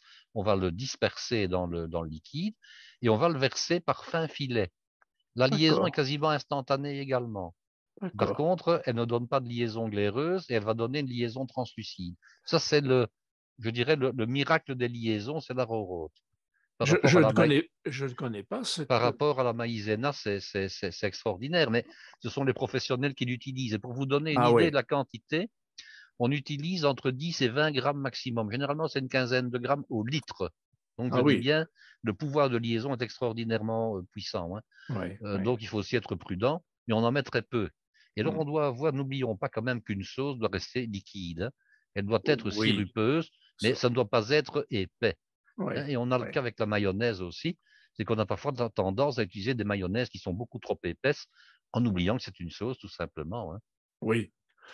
Bon, une mayonnaise un peu, ça dépend avec Ça quoi on dépend de la mange. l'usage, ça dépend de Oui, oui, tout l'usage. à fait, c'est C'est pas clair mal. que quand on veut mettre la mayonnaise à la poche à doux, il faut bien qu'elle tienne dans la Ah bah poche. oui, Hein, là, il n'y absolument. a pas, y a pas de Oui, miracle. oui. Mais quand on a une mayonnaise sur un cocktail de fruits de mer, il n'y a pas de raison d'avoir quelque chose qui tienne en l'air tout seul. Hein. Mhm, mhm. D'accord, d'accord, ok. Oui, Mais alors voilà, j'espère que le fond n'aura plus aucun secret pour vous, le fond de gibier en tout cas. absolument, absolument. Après, il faut le faire. Oui, tu disais en début, ces fonds, les cuisiniers d'aujourd'hui ne les font plus vraiment. Ils en achètent du tout prêt. Ben, ils achètent des fonds tout faits, soit on trouve maintenant des fonds concentrés, des grandes marques font des fonds concentrés. Ce Ouais, sont des fonds qui sont concentrés à 15-20 fois, je dirais, leur dilution. Alors, selon qu'on va faire des potages ou qu'on va faire des sauces, on va les diluer 2 fois plus. Ça, c'est ouais. pour un potage. Je vais prendre un exemple. Hein. Imaginons une sauce, on va diluer d'un facteur 10, et quand c'est un potage, on va diluer d'un facteur 15 à 20, tout Mhm, simplement. mhm. Alors, ce sont des fonds qui sont pas mal faits. Il faut être honnête et dire ce qui est. Les fonds industriels ne sont pas forcément mauvais.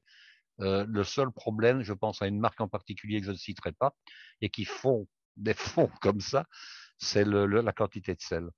Ouais, Alors ouais, j'ai été confronté à devoir un jour l'utiliser parce que je voulais voir ce que ça donnait. Et moi qui mange malgré tout salé, lorsque je l'utilisais, je n'en achèterai plus d'ailleurs, j'en mettais l'équivalent d'une cuillère à potage dans une recette. Le goût n'était pas toujours atteint, mais le sel était lui dépassé. ah, Alors bon, euh, ouais, il fallait rajouter du goût, mais d'un autre côté, le sel était trop. Ça, c'est ouais, le gros problème de certaines marques. ouais. C'est la quantité de sel. Dis-moi, est-ce que tu penses que chez les étoilés, ils font leur fond ou s'ils achètent ça? Alors, j'en ai parlé parce que bon, j'ai quand même été très, très, très en contact avec le milieu professionnel. Oui, Euh, non seulement certains étoilés, mais bon, ça ne se dira jamais et c'est sous le ouais. couvert du secret de la confession, si je peux dire. Certains étoilés qui ne le sont pas toujours forcément restés, mais certains étoilés, je parle d'étoilés 3 étoiles ici, hein, Ouais, se sont déjà fait livrer des sauces de base de certaines grandes marques de l'agroalimentaire. ouais. Et alors, bon, on m'a expliqué qu'il fallait amener les boîtes en question dans des caisses en carton, mais vraiment des caisses neutres, dissimulées, entrer par la petite porte de service. Enfin, on n'entrait pas par la grande porte, Ouais, la porte principale, quoi. Mais ouais, ouais, ouais. mais d'un autre côté, il ne faut pas être contre l'utilisation de fonds industriels ou de sauces de base. Hmm. Le génie du cuisinier repose dans le fait de pouvoir les utiliser correctement. Je vais prendre un Oui, autre exemple. On prépare de la mousse au chocolat. On est d'accord? oui, Bon, on utilise du chocolat qui est finalement un fond de cacao. Faut appeler les choses comme elles sont. c'est Bon, vrai. est-ce qu'un cuisinier va acheter des cabosses du cacaoyer, Oui, les décortiquer, les ouais, torréfier, les broyer, les malaxer pendant des heures et des heures pour obtenir du chocolat? Non. oui. Personne ne dit jamais à un cuisinier, tiens, vous faites une mousse au chocolat, mais vous n'achetez pas le produit brut, hein, vous achetez le chocolat qui est déjà tout fait. Ben oui.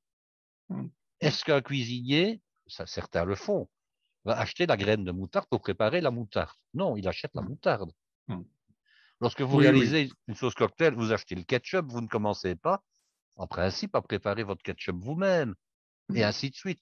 Donc, le fond, c'est un peu un domaine particulier, dans le sens où, jusqu'à présent, c'est-à-dire jusqu'il y a une trentaine d'années, les cuisiniers faisaient des fonds, hein. Et puis maintenant, ben, le système ayant évolué, les nécessités. Bon, lorsque le cuisinier commence à travailler à 9h30 ou à 10h du matin, il prépare sa mise en place pour le midi. Qu'à 2h, il a fini parce que c'est coupure, hein, il ne reste plus à travailler pendant toute l'après-midi. Bon, ben, à 2h, il a fini, puis il recommence à 6h. Commencer à réaliser des fonds. Alors, en plus, pis que ça, le fameux critique dont je vous ai parlé, mais je ne dirai pas son nom, Oui, oui, oui. expliquait que dans les écoles hôtelières, on n'apprenait plus aux élèves à faire des fonds. Quand je donnais cours, j'ai encore appris aux élèves à faire des fonds, hein. Et m'est même arrivé, anecdote, de laisser une fois un fond toute la nuit et le lendemain, à 5h du matin, les pompiers devaient venir parce qu'il faisait bleu dans la cuisine, hein. J'avais prévu le coup de le mettre sur le plus petit bec, une marmite énorme, hein, et j'avais mouillé jusqu'au maximum et j'avais quitté l'école à 6h du soir. N'empêche que le lendemain, le fond était réduit, les eaux calcinaient, et je peux vous dire que des eaux qui calcinent, ça vous fait une fumée noire, mais alors là, on ne voit plus Oui, au travers, hein. oui, oui, Bon, oui. Ouais. donc, quand vous avez 5 heures de cours de 50 minutes en cuisine, quand vous donnez cours à des élèves d'école hôtelière, 5 heures, hein, sur la journée, que là-dedans, il y a le vestiaire à l'aller, le vestiaire au retour, quand il y a là-dedans les explications que vous donnez sur ce qui va se passer, vous avez en réalité l'équivalent de 4 heures de travail. Oui, Comment voulez-vous, en 4 heures de travail, réaliser un fond qui, pour être bon, doit nécessiter 12 heures de cuisson? oui, Voilà. oui, oui, oui, Ouais, il faut oui, qu'on m'explique, hein. oui, Alors, je oui. voudrais bien que certains critiques gastronomiques qui ont la langue parfois extrêmement fourchue, hein, et qui savent tout mieux que tout le monde viennent nous dire comment on fait avec 5 heures dont on en retire déjà une, comment on fait pour faire un fond qui Oui, nécessite 3 fois ce temps-là en réalisation. oui, oui, oui, oui, oui, oui. Non, mais Donc, voilà, c'est ça qui est malheureux. c'est bien de le dire. Oui, Oui, il ok. faut le dire. À un moment Mhm. donné, bon, Ok. euh, Bon, et même dans les hôtels et dans les restaurants, hein, il y oui, a oui, quasiment plus à part les maisons étoilées, ouais, où on travaille encore, je dirais, de 8 ou 9 heures du matin jusqu'à minuit, et on peut éventuellement ouais. envisager de lancer un fonds. Dans Mhm. beaucoup de restaurants, on utilise, je dirais maintenant, et vous le savez, on a vu suffisamment d'émissions qui en parlaient, des produits sous vide que le restaurant réchauffe à la portion dans des marmites d'eau bouillante ou au Mhm. micro-ondes, Mhm. et on sert comme ça des souris d'agneau confites, on sert Oui, du oui, oui. couscous, on sert de la choucroute, on sert de tout, plein de choses qui ne sont même plus réalisées sur place quasiment, hein. Oui, On oui, se oui. contente de Oui. mettre Ouais. dans un beau bol, dans un beau plat, un petit peu de tuche de cerfeuil, un petit peu de ciboulette ciselée.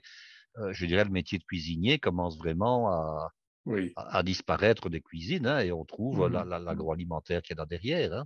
Mhm. C'est dommage, Absolument, absolument, c'est mais c'est dommage. comme ça. Eh bien, écoute, Guy, merci. Avec ces fonds, effectivement, c'est pour ça que je t'ai posé la question. Ça nous donne envie de dire, ben, les fonds, c'est bien joli, mais alors je vais les utiliser dans des sauces. Voilà. Hein. Donc ça, c'est pour bientôt, les sauces. N'est-ce pas, Guy? Tout à fait. Hein? Voilà. Lorsque je donnerai une ou l'autre recette pour les fêtes de fin d'année, en tout cas, j'en ai Très prévu une. bien. Donc, mesdames, messieurs, vous avez déjà compris que pour le repas de fin les repas que l'on prévoit pour la fin d'année, Guy va nous parler gibier, d'ailleurs, il a dit déjà, hein, Ce sera et du gibier, voilà, en plat voilà, principal, hein. et sauce. Merci, Guy, pour toutes ces belles informations sur les fonds. Et à bientôt.